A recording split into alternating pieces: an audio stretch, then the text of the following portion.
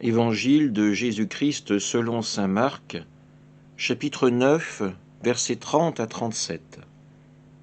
En ce temps-là, Jésus traversait la Galilée avec ses disciples, et il ne voulait pas qu'on le sache, car il enseignait ses disciples en leur disant : « Le Fils de l'homme est livré aux mains des hommes, ils le tueront, et 3 jours après sa mort, il ressuscitera. » Mais les disciples ne comprenaient pas ces paroles, et ils avaient peur de l'interroger. Ils arrivèrent à Capharnaüm, et une fois à la maison, Jésus leur demanda : « De quoi discutiez-vous en chemin ?» Ils se taisaient, car en chemin ils avaient discuté entre eux pour savoir qui était le plus grand.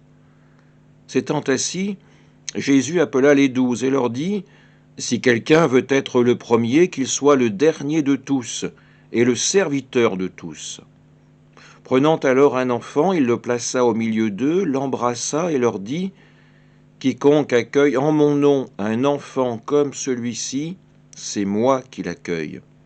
Et celui qui m'accueille, ce n'est pas moi qui l'accueille, mais celui qui m'a envoyé. » Acclamons la parole de Dieu. Encore une fois, nous constatons que les disciples sont encore bien loin d'appréhender toutes les paroles que Jésus leur donne. Il leur annonce la résurrection, ils se concertent pour savoir qui sera le plus grand après Jésus. Alors, pour remettre les choses dans la perspective de la vision de Dieu, Jésus prend un enfant, le place au milieu du groupe et me dit ces mots : « Quiconque accueille en mon nom un enfant comme celui-ci, c'est moi qui l'accueille. » Rappelons-nous qu'à l'époque de Jésus, l'enfant était loin d'avoir le statut d'enfant roi de nos jours. L'enfant était le dernier considéré dans la maison, pratiquement en dessous du statut d'un esclave. Alors accueillir un enfant comme le Messie, comme l'envoyé de Dieu, comme le représentant du Seigneur, c'est quelque chose qui bouleverse les habitudes. Jésus est là justement pour renverser notre façon humaine de voir, de comprendre les choses.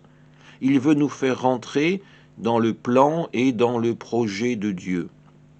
Alors, ne soyons peut-être pas comme les disciples à ce stade qui ont peur d'interroger Jésus.